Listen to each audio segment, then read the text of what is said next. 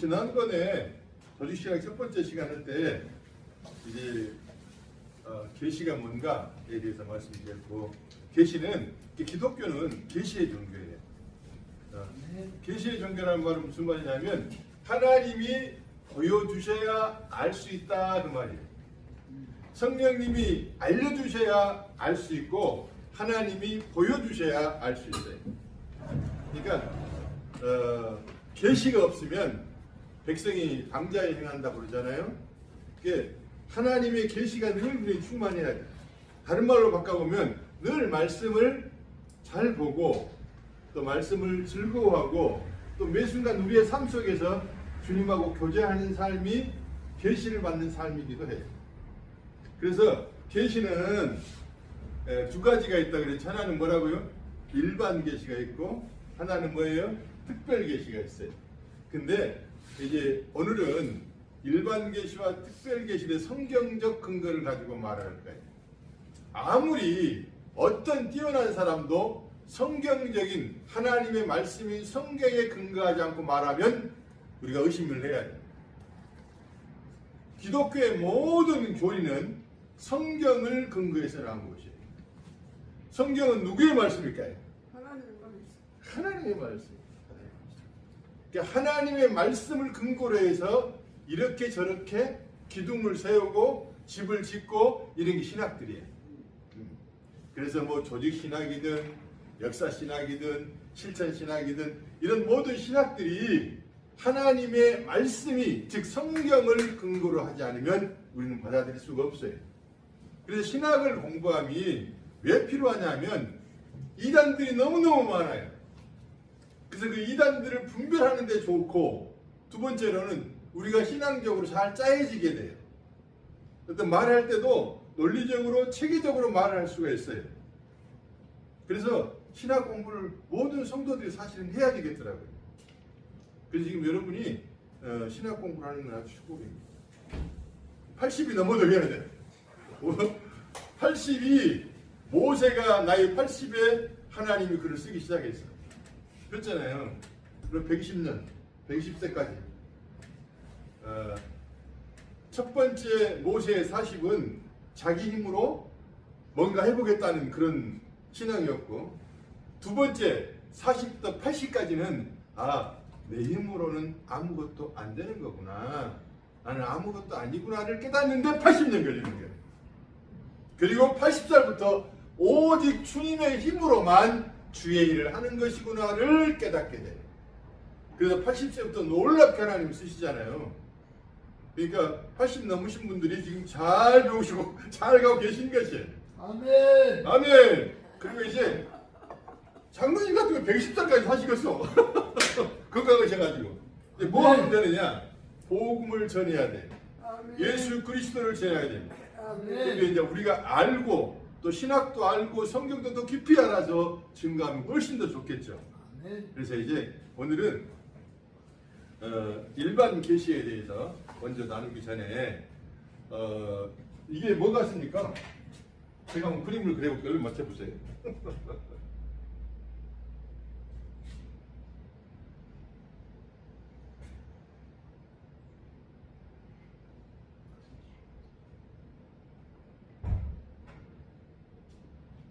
뭐 같습니까? 코끼리. 잘 보셨습니다. 코끼리입니다. 그런데 어떤 장님이 코끼리 다리를 만졌어. 다리를 만지고 나서 와, 코끼리는 기둥같이 생겼어. 맞아요, 틀려요? 응? 맞는 것 같은데 전체적으로 볼 때는 틀렸어요, 맞았어요? 그렇지. 이 신학은 이런 걸만 전체를 보게 만들어줘요. 조직신학은 숲을 보게 만들어줘요. 그러니까 나무 하나하나를 보고 사람들은 말을 하지만 전체를 보고 말하지 못하면 부분적으로는 맞은데 전체적으로는 틀릴 수 있어요. 장님이 코끼리 코를 만지고 코끼리는 뱀같이 생겼어. 맞아요, 틀려요? 맞는 것 같아. 근데 틀려요. 그러니까 이단들이요 굉장히 부분 섬세하게 깊이 잘 쪼개요. 그래서 사람들이 이단에 쑥쑥 빠져 들어가는 거예요. 그것도 정상적인 기독교 신자들이 빠져 들어가요. 왜 그럴까요? 성경을 모르는 사람이 아닌데도 신천지나 이런 이단들한테 막 빠져 들어가잖아요. 왜 그러냐면 그들이 전체적으로 볼 줄을 모르기 때문에 그래요. 그래서 신학 공부를 해야 될 필요가 있어요. 신학 공부를 하면 일단 이단에게 쉽게 잘 안 빠져요. 물론 신학 공부를 했다고 해서 안 빠지는 건 아니에요. 빠질 수도 있어요. 그런데 신학을 잘 틀을 잡아놓으면 빠졌다가도 나와요. 그리고 이단에게도 확실하게 말을 해줄 수 있어. 우리 기독교는 이렇게 믿고 있어. 너는 이래서 틀린 거야. 라고 말해줄 수 있어야 돼요. 그래서 전체적으로는 말씀하십시오. 뭐가 필요하십니까? 물 있습니다. 드릴까요? 아니 금방 새로 가져온 겁니다. 고맙습니다. 아이고 물도 챙겨주시고. 그래가지고 이 코끼리 코가 뱀같이 생겼어요. 코끼리가 뱀같이 생겼어. 이게 맞아요. 전체적으로 보면 틀리죠. 근데 이 장님들의 특징이 뭐냐면 아주 손가락이 예민해요. 손끝이. 그래가지고 코끼리 코가 어떻게 생겼고 어떻게 너무너무 섬세하게 말해요. 우리는 볼 수가 없는데 이단들이 꼭 그래요. 그래서 대부분 그냥 이단에 빠진 사람들 뭐라 해요? 거기 가면 말씀을 쪼개서 푼다고 그래요. 그런 말 들어봤죠? 그 목사님 말씀을 쪼개버려요. 아니요, 그러면 안 돼. 우리가 말씀을 쪼개는 게 아니고 하나님의 말씀이 우리를 쪼개야 돼. 그래야 우리가 달라지고 부서지고 변화되고 성장하고 그러는 거예요. 말씀을 내가 쪼개려고 하지 말고 하나님의 말씀이 나를 쪼갤 수 있도록 나를 항상 열어드림이 필요하다는 말이에요. 그래서 늘 우리가 치우치지 않기 위해서 우리 신학을 하는 거예요. 이 부분적으로는 맞을 수 있어요. 그러나 전체적으로는 틀릴 수 있어요. 그리고 하나님의 말씀은 우리 자신들에게 주시는 거기 때문에 우리를 하나님의 말씀은 영과 혼과 관절과 골수를 찔러 쪼개기까지 한다고 그러잖아요. 우리를 쪼개기 위해서 하나님 말씀 읽는 거예요. 우리가 문제가 뭔가를 하나님이 알게 해주신다 그 말이에요. 그래서 그것을 알아야지만이 우리가 부서지고 전진할 수가 있는 거잖아요. 그 말씀은 내가 쪼개는 것이 아니고 말씀이 나를 쪼개도록 나를 내어드리는 거예요. 그래서 일반 계시는 모든 사람에게 하나님께서 자연이나 양심이나 어떤 역사적 사건을 통해서 보편적으로 자기 자신을 드러낸 계시를 일반 계시라고 해요. 그래서 자연을 통한 계시가 첫 번째 있어요. 자연을 통한 계시. 시편 19편 1절에서 6절을 한번 봐볼까요?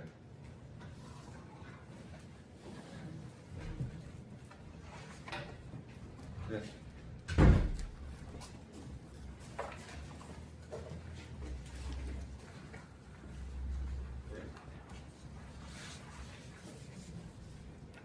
시편 19편 1절에서 6절까지 보면 선교사님 한번 크게 읽어주실까요?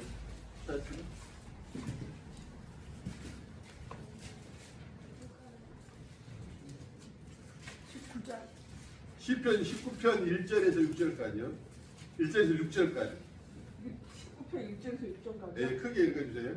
하늘이 하나님의 영광을 선포하고 궁창이 그 손으로 하신 일을 나타내는도다.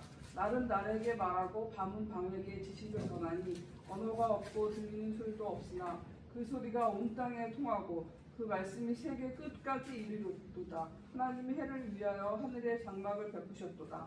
해는 그 방에서 나오는 신랑과 같고 그 길을 달리기 기뻐하는 장사 같아서 하늘 이 끝에서 나와서 하늘 저 끝까지 운행하며 그 온기에서 피하여 숨은 자 없도다. 아멘.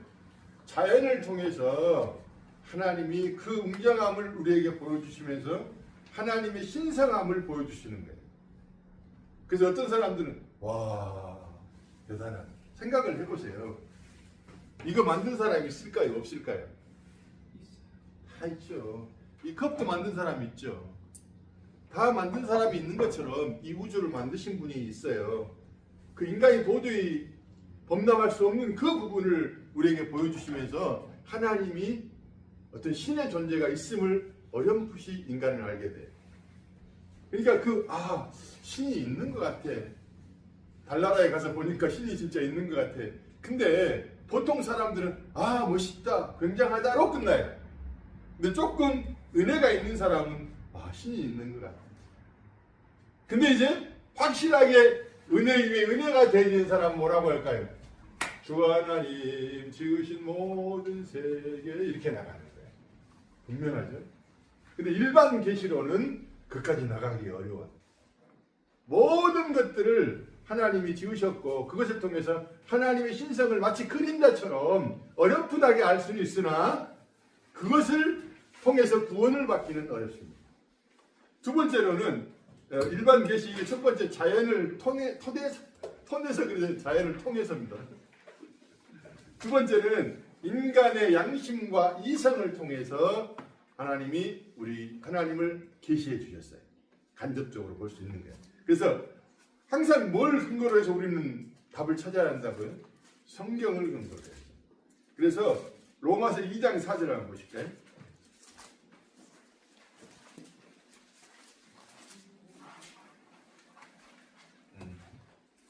로마서 2장 14절부터 15절입니다. 여기 4절이라고 써져 있는데 오타가 많네. 14절. 2장 14절부터 15절. 율법 없는 이방인이 권성으로 율법의 일을 행할 때에는 이 사람이 율법이 없어도 자기에게 율법이 되나니 이런 이들은 그 양심이 증거가 되어 그 생각들이 서로 혹은 고발하며 혹은 변명하며 그 마음에 새긴 그 율법의 행위를 나타내니라. 곧 나의 복음에 이른 바와 같이 하나님이 예수 그리스도로 말미암아 사람들의 은밀한 것을 심판하시는 그날이라. 사람들의 양심을 통해서 15절 그 양심이 증거가 된다고 그래요. 양심을 통해서 하나님의 살아계심을 알 수 있고 하나님을 찾아가려는 그 어떤 것이 있어요. 그것도 일반 계시예요. 근데 일반 계시는 아까도 말했지만 그것은 구원에 이르기를 하지 못하고 하나님에 대해서 어렴풋하게 알게 하는 거예요. 그래서 양심이 맑은 사람들일수록요, 양심이 민감한 사람들일수록 영적인 것들에 가깝게 접근을 해요. 근데 양심이 더러운 사람들은 접근하기가 좀 어렵죠. 그래서 양심을 우리가 얼굴을 화장하듯이 우리의 양심도 맑게 해야 돼요. 그 양심을 맑게 하는 기준은 하나님의 말씀입니다. 그 다음에 세 번째로는 일반 계시의 세 번째 하나님의 능력과 신성을 통해서 또 하나님의 계시하심을 볼 수가 있어요. 로마서 1장 19절부터 23절까지입니다. 성기사님 읽어주세요. 이는 하나님을 알만한 것이 저희 속에 보임이라 하나님께서 이를 저희에게 부으셨느니라. 예, 하나님을 알만한 것이 그 사람들 속에 있다고요, 없다고요? 어떤 능력들을 통해서 어떤 신성한 능력들을 여러 가지 기적들, 능력들이 많이 나타나잖아요. 그런 것들을 통해서도 하나님을 알 수가 있어요. 읽어보세요. 창세로부터 그의 보이지 아니하는 것들 곧 그의 영원하신 능력과 신성이 그 만드신 만물에 분명히 보여 알게 되나니 그러므로 저희가 핑계치 못할지니라. 절대 핑계할 수가 없어. 그 다음 23절까지. 하나님을 알되 하나님으로 영화롭게도 아니하며 감사치도 아니하고 오히려 그 생각이 허망하여지며 미련한 마음이 어두워졌나니 스스로 지혜 있다 하나 우둔하게 되어 썩어지지 아니하는 하나님의 영광을 썩어질 사람과 금수와 거러지 형상의 우상으로 바꾸었느니라. 네. 자연 계시의 어떤 신성한 신비한 것들, 하나님의 능력을 나타내 보일 때마다 사람들은 그것을 어떻게 보냐면 우상 숭배를 해버려요. 그것을 통해서 하나님을 찾아가야 되는데 그 일반적인 자연적인 신성한 능력들을 통해서 오히려 그것을 우상으로 섬겨요. 태국에 가면 뱀을 그렇게 신처럼 섬기기도 하고 필리핀에 가면 굉장한 우상들이 많이 있어요. 그런 것들을 다 뭐예요? 짐승들을 신처럼 섬기기도 하잖아요. 나무를 또 신처럼 섬기기도 하고 여러 가지. 또 어떤 신비한 능력이 나타나면 이단에게 많이 사람들이 빠져 들어가는 이유 중에 한 가지가 신비한 능력을 행하거든요. 근데 그 능력이 사단에게서 온 것이지만 사단조차도 하나님을 허용하셔야 되는 거예요. 근데 그런 것들을 보면서 하나님의 존재를 알아라 보니까 그 사람에게로 빠져 들어가 버리는 거예요. 그래서 이단에 빠졌습니다. 그러니까 일반 계시로는 하나님을 어렴풋하게 알 수는 있으나 구원에 이르지는 못합니다. 그래서 하나님이 일반 계시를 통해서도 안 돼. 인간의 죄성 때문에. 그래서 일반 계시를 통해서 하나님을 어렴풋하게 보여주고 그 다음에 보여주신 게 뭐냐면 특별 계시예요. 특별하게 하나님의 사람들, 하나님이 택함 받지 못한 사람들은 어쩔 수 없으나 하나님의 택한 백성들도 그들에게 빠져들어가서 망해버리고 지옥 가면 안 되잖아요. 근데 지옥 갈 수는 없지만은 그 실패한 인생들을 계속 살면 안 되니까 하나님께서 자기 백성들에게 특별 계시를 허락해 주시는데 그 특별 계시가 뭐냐면 이 성경이에요. 첫 번째는 성경이고 두 번째는 뭐예요? 선지자와 사도를 통해서 구체적으로 하나님의 살아계심을 말씀합니다. 세 번째로는 예수 그리스도예요. 예수 그리스도는 하나님의 특별 계시 자체예요. 그분은 계시 자체예요. 내가 하나님이라고 그러잖아요. 계시를 완전하게 해주시는 거잖아요. 근데 이 모든 것들이 하나님의 말씀인 성경을 근거로 하지 않고는 안 됩니다.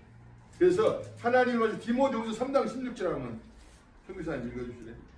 모든 성경은 하나님의 감동으로 된 것으로 교훈과 책망과 바르게 함과 의로 교육하기에 유익하니. 그다음에 성경은 뭘로 됐다고요? 하나님의 감동으로 됐다고요. 그러니까 성경을 읽을 때는 일반 세상 책을 읽을 때는 기도 않고 읽어도 돼. 근데 성경을 읽을 때는 기도해야 될까 안 해야 될까? 기도하면서 읽어야 돼. 기도를 하고 읽고 기도하면서 읽고. 왜냐하면 성경은 저자가 성령 하나님이란 말이에요. 그 성령 하나님이 도와주셔야 눈이 열려서 보이게 되고 깨닫게 되고 그러는 거예요. 그래서 늘 성경을 보기 전에 하나님 눈을 열어서 당신의 말씀을 내게 계시하여 주옵소서. 가만히 있어. 김 목사님. 제가 48분, 50분에 끝나야 돼요? 네, 하세요. 좀 더 할까요? 네. 조금만 더 할게요. 2시 반에서 3시 20분까지. 아, 착각했습니다. 죄송합니다. 제가 이제 깜빡깜빡 잊어버립니다. 저는 지금 2시 50분에 끝나야 된다고 생각을 하고 있는 거예요. 아, 제가 이렇습니다. 어디까지 했습니까, 장로님? 그러니까 하나님의 감동으로 됐다 그 말은 하나님의 호흡으로 됐다 그 말이에요. 호흡은 생명과 같아요. 하나님의 숨결로 됐다 그 말이에요. 조금 더 설명을 시켜볼게요. 피리 있잖아요. 피리. 그 피리 자체는 소리를 내요, 못 내요? 피리 자체는 소리가 안 나죠. 근데 우리가 숨을 집어넣으면 뭐가 나와요? 삐리리리 하고 소리가 나오는 거예요. 그쵸? 그러니까 마치 우리는 피리에 불과해요. 근데 하나님의 영이 우리 가운데 역사하면 이제 하나님의 신령한 말씀들을 우리가 해낼 수 있는 거예요. 이 영감이라는 말은 그런 말이에요. 성경은 하나님의 영감으로 되어졌다 그 말이에요. 근데 성령이 역사하시면 이 하나님의 영감이 이 문자적인 말씀이 내게 감동이 되고 내게 기쁨이 되고 내게 살만 나게 해준다 그 말이에요. 하나님의 생명이란 말입니다. 내가 곧 길이요 진리요 생명이니 나로 말미암지 않고는 내 아버지 올 자가 없냐 없단 말이에요. 그러면 이 생명이신 말씀을 우리가 취할 때 이 생명이 살아 역사를 하는 거예요. 피리에다가 숨을 훅 집어넣으면 삐리 나오는 것처럼 그렇게 하나님의 생기로 된 이 말씀이 우리 가운데 역사를 하면 우리가 노래를 부르고 춤을 추는 거예요. 내게 강 같은 평화 이렇게 나가는 거예요. 하나님의 말씀을 읽다가 좋아가지고 일어나서 춤을 추는 은혜 있기를 바랍니다. 아, 그래야 되지. 이 놀라운 말씀을 생각을 해보세요. 사람들은 하나님의 말씀을 들을 수 있는 믿음이 없어요. 사람들은 다 눈에 보이는 것만 믿지 보이지 않는 것을 믿는 하나님과 하나님의 말씀을 즐거워하지를 못해요. 왜냐하면 거룩한 믿음이 없기 때문에 그래요. 거룩한 믿음이 있는 사람만 내 양은 내 음성을 듣다니 마찬가지로 하나님의 음성을 들을 수 있는 사람은 하나님의 양이기 때문에 그 음성을 들을 수가 있고 그 음성에 즐거워할 수 있는 거예요. 목자가 양의 이름을 부르면 양이 쫓아 따라오면 즐거워하잖아요. 우리가 하나님의 말씀을 들을 때마다 즐거워하게 되는 것은 우리에게 거룩한 하나님의 영감에 그 숨이 들어있어. 생명이 들어있기 때문에. 그래서 참 놀라운 일입니다. 우리는 죽을 때까지 보이는 것만 믿을 수밖에 없는 죄인들이에요. 우리가 죄를 지었다는 이유는 뭐냐면 늘 눈에 보이는 것만을 쫓아가요. 평생 그러고 쫓아오는 거예요. 근데 이렇게 눈에 보이는 것 쫓아가다 보면 내 육체가 어떻게 돼요? 이렇게 되잖아요. 우리 권사님 요즘 이렇게 걸어요. 반드시 거리세고 이게 쉽지가 않아요. 이렇게 걷다가 어떻게 될까? 그대로 이제 땅으로 들어가는 거예요. 그렇죠? 그렇죠. 근데 우리에게 이렇게 걷다가 땅에서 딱 올라가 다시 하늘로 천국으로 가는 귀한 역사가 우리 가운데 있습니다.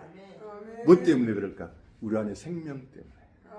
하나님의 호흡, 하나님의 숨, 하나님의 생명이 우리 속에 들어와 있는 거예요. 그 기가 막힌 은혜를 받았다니까요. 그러니까 잠자다가도 춤을 춰야 돼. 그렇잖아요. 세상 사람 날 보러 아니해도 나도 역시 세상 사람 부럽지 않네. 그리고 어메 전라도 말로 말하면 엄마 하나님 어찌 나를 이렇게 사랑해 본다요. 그죠? 아니 하나님의 음성이 내게 들린다는 건 기가 막힌 일이에요. 아니 주일날 예배 드리면 됐지 뭘 또 남아가지고 또 2부 예배 드리고 또 신학 공부한다고 계시냐고. 이게 특별한 은혜인 거예요. 특별한 겁니다. 지금 나이가요 60, 70 넘어가면 다 귀찮아요. 80이 넘으면 숟가락 올린 것도 힘들어. 그래 안 오고 싶어. 그런데 지금 여기 나와 계시잖아요. 이게 거룩한 믿음을 소유했기 때문에 그러는 거예요. 거룩한 믿음은 항상 주님을 더 사모하게 만들어요. 근데 이 주님을 사모하는 이 사람들을 꼭 사이비 이단들이 끄집어가가지고 일시적으로 망치게 한단 말이에요. 그런 것들에게 망치지 않고 그런 것들에 당하지 않기 위해서 신학 공부를 할 필요가 있어요. 그래서 교회가 단단해져야 돼요. 교회가 신학으로 말씀으로 잘 구성되어서 이단도 여기 들어와서 변화되는 역사 있기를 바랍니다. 그래버려야지. 그래서 특별 계시 성경은 특별하게 믿는 이들에게 주신 거예요. 안 믿는 사람은 개 꼬막 보게. 개가 아무리 꼬막을 먹고 싶어도 못 먹고 이빨 깨져버려. 세상 사람들은 아무리 봐도 못 알아들어요. 보지도 못하고 듣지도 못하고 알지도 못해. 근데 어느 날 우리에게 눈이 열려졌네요. 성경이 들리기 시작하네. 예수 그리스도가 좋기 시작하네. 이거 하나님의 사랑이에요. 특별 계시가 이미 그 가운데 임한 거예요. 그 하나님의 생명이 우리 속에 역사하고 있단 말입니다. 그래서 말씀을 읽을 때 즐거운 거예요. 이 성경은 뭘로요? 하나님의 생명으로, 하나님의 숨으로, 하나님의 호흡으로 됐기 때문에 우리가 이걸 대할 때마다 호흡이 느껴진다 그 말이에요. 생명이 느껴진다 그 말이에요. 제가 옛날에요 아주 간팠었거든요. 근데 은혜를 받고 나서 성경을 읽는데 어느 날로 새벽에 새벽기도 끝나고 성경을 예배당에서 읽고 있는데 글씨가 춤을 췄구나. 또 나보고 사이비라 그러시네. 성경이 춤을 춰 말씀이. 그때 내가 깨닫는 게 뭐냐면 아 성경은 살아있는 하나님의 말씀이구나를 알았어요. 근다고 해서 막 인생이 확 달라지고 그런 건 아닙니다. 그런데 그 놀라운 걸 깨닫는 거예요. 얘들이 어느 날 엄마의 사랑을 알았다고 확 달라지는 건 아니거든.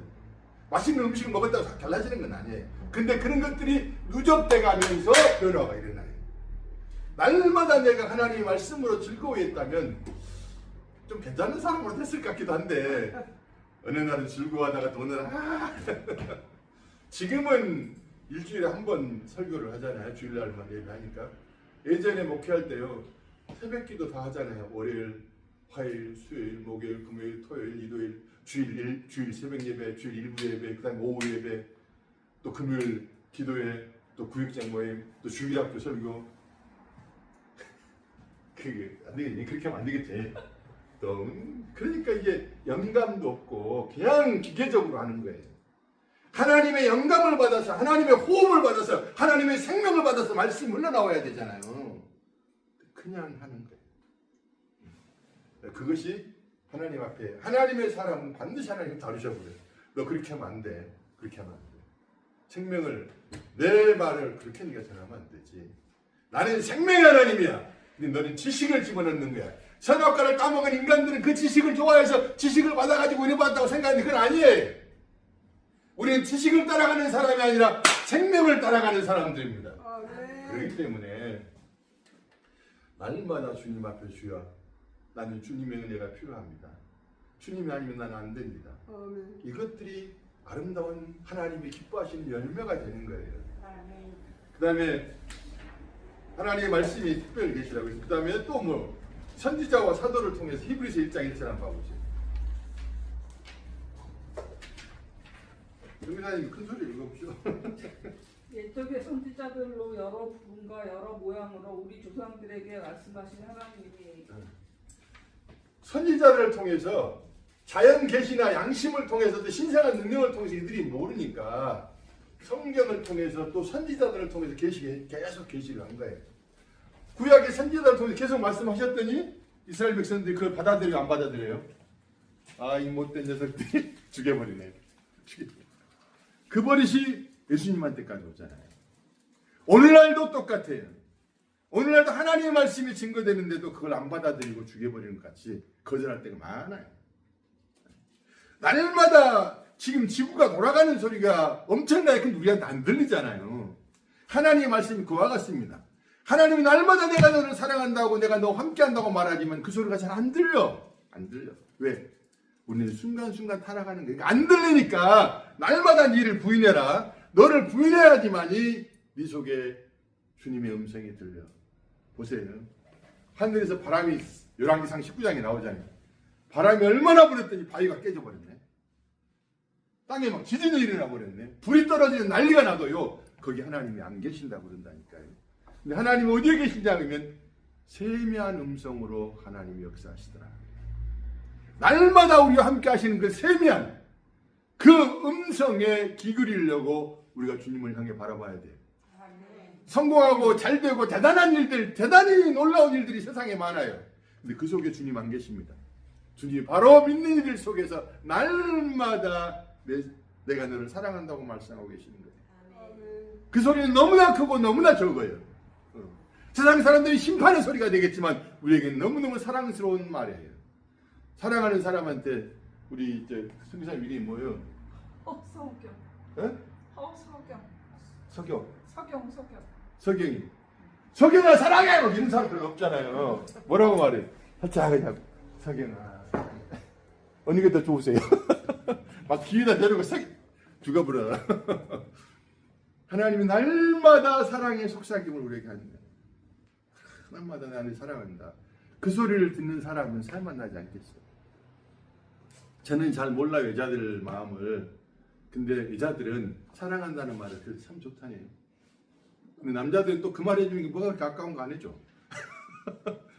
장로님도 권사님한테 해주세요. 사랑해 그러고 해주세요, 권사님한테. 아멘. 아멘. 권사님 전화번호 저한테 주세요. 제가 물어보랍니다. 아멘. 그걸 이렇게 좋아한다는데 안 해, 모든 남자들. 근데 말을 안 하는데 그 남자들 마음으로 사랑을 해. 마음으로. 그래서 좀 쑥스러워하기도 하고. 근데 여자들은 꼭 그 말을 듣고 싶어. 그것은 무슨 본성이냐 하면 여자는 교회를 상징해요. 여자는 사랑을 먹고 살아요. 그래서 주님이 계속 사랑한다 그 말을 하는데 예수님에게 그 음성을 들어야 될 우리가 교회가 맨날 사람에게만 들으려고 그래요. 저 장모님은 나 왜 사랑 안 해주는 거야? 왜 저 목사님 나 사랑 안 해주는 거야? 왜 저 권사님 나를 미워하는 거야? 이렇게 나가면 안 되는 거예요. 모든 것들 가운데에서 날마다 숨쉬는 순간마다 우리를 사랑한다고 말씀하시는 그 주님의 음성을 들어야 돼요. 성경을 통해서도 선지자들을 통해서도 특별 계시를 통해서도 못 듣는 사람들이 많잖아요. 구약에서도 그렇게 성경을 잘 알았어요. 바리새인들이. 구약의 많은 제사장들 또 많은 성도들이 유대인들이 얼마나 제사를 잘 드리고 하나님을 잘 섬겼는가요. 근데 선지자들이 올 때마다 선지자를 죽여버리네요. 왜 그럴까요? 그들은 그들이 믿는 하나님이 있지 진짜 하나님을 못 믿는 거예요. 그래서 요한복음 15장에 내가 참 포도나무라고 그러잖아요. 내가 진짜야. 내가 진리야. 그 말이에요. 내가 진짜야. 왜 너희들 가짜를 가지고 하나님이라고 그래. 너희 아비는 마귀라니까. 너희 아비가 마귀라고 그러잖아요. 그런데 그들은 하나님이라고 섬긴단 말이에요. 오늘날 똑같은 일이 있을 수 있어요. 오늘날도. 굉장히 두려운 부분입니다. 그래서 정말 내가 믿는 하나님이 진짜 하나님이 말씀하시는 그 하나님인가를 보기 위해서도 신학을 공부할 필요가 있어요. 성경을 더 깊이 알아야 되고 신학으로 딱 짜여져야 됩니다. 그럴 때 우리가 덜 크게 후회하고 실수하지 않고 조금씩 주님의 뜻 가운데로 전진해 나갈 수가 있습니다. 그래서 두 번째는 선지자나 사도들을 통해서 특별하게 말씀을 해주셨습니다. 가장 이제 우리가 근거를 확실히 해야 되는 성경이고 또 하나는 예수 그리스도. 마지막 세 번째로는 예수 그리스도를 통해서 뭐예요? 예수 그리스도를 통해서 우리에게 특별 계시를 느꼈습니다. 도저히 못 알아들으니까 너희들은 일반 계시를 통해서도 못 알아봐. 사도들을 선지자들을 보내도 안 돼. 뭐 진짜 다 죽여버리잖아요. 그러니까 이제 마지막에는 특별 계시 중에 계시 자체이신 예수 그리스도를 보내셔요. 그런데 어떻게 죽여버려? 안 죽여버려? 죽여버리잖아요. 그러니까 너희들은 도저히 너희들 힘으로 믿을 수 없다는 것을 수천 년의 역사를 통해서 너희가 얼마나 중한 죄인이고 얼마나 너희들이 하나님과 멀리 와버렸고 얼마나 너희들만 하나님을 믿고 있는가를 마지막 최종적으로 설명해 주는 것이 예수 그리스도 십자가 사건이에요. 예수 그리스도 십자가 사건을 통해서 우리가 할 건 뭐냐? 아, 인간은 절대로 안 되는 거구나. 하나님을 와서 하나님을 보여줬는데도 하나님을 죽여버린다니까요. 그럴 수 없어요. 그렇게만 하면 안 되잖아요. 근데 그렇게 하는 거예요. 이렇게 우리가 칼빈의 교리에 하면 전적인 타락이에요. 도저히 하나님을 알 수 없는 타락이에요.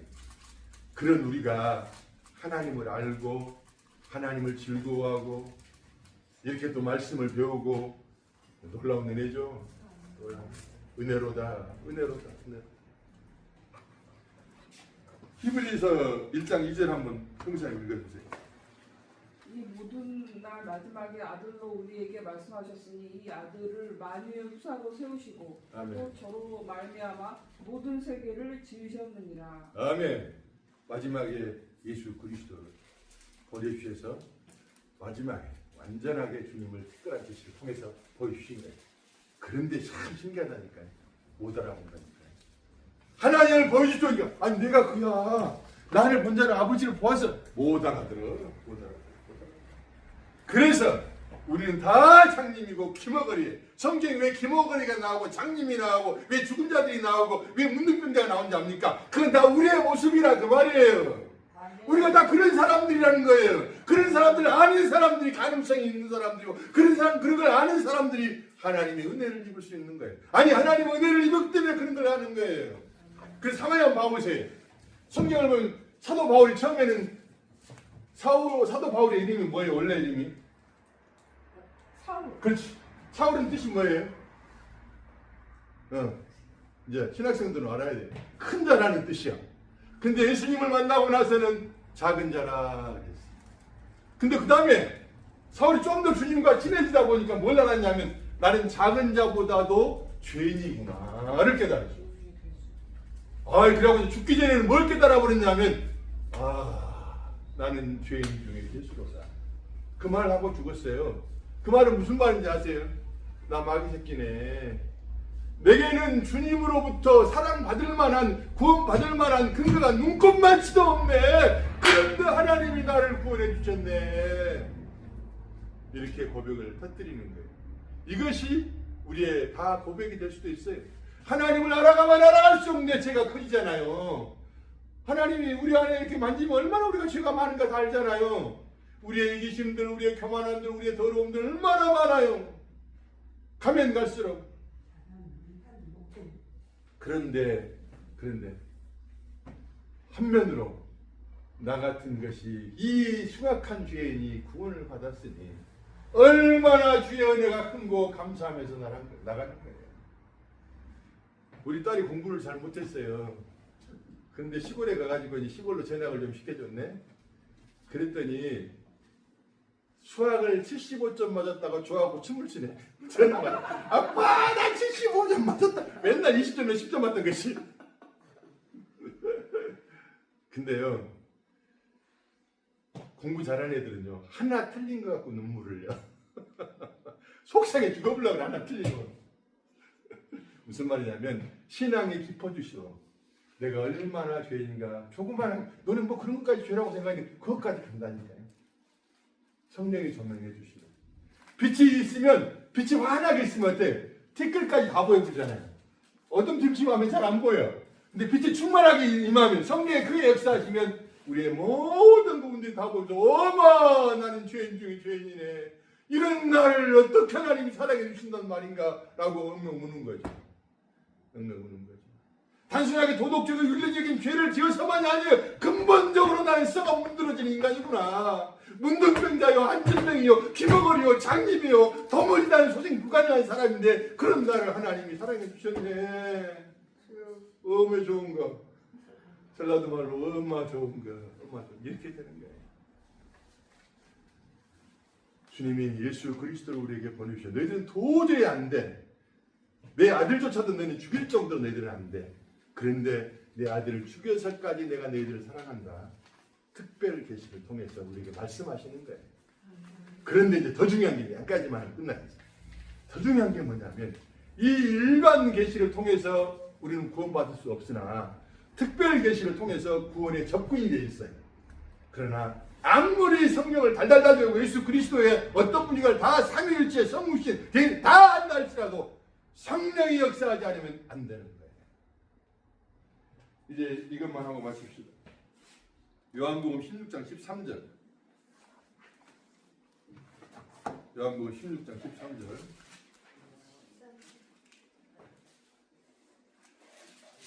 13절 다 같이 이건 중요하니 같이 읽어주세요.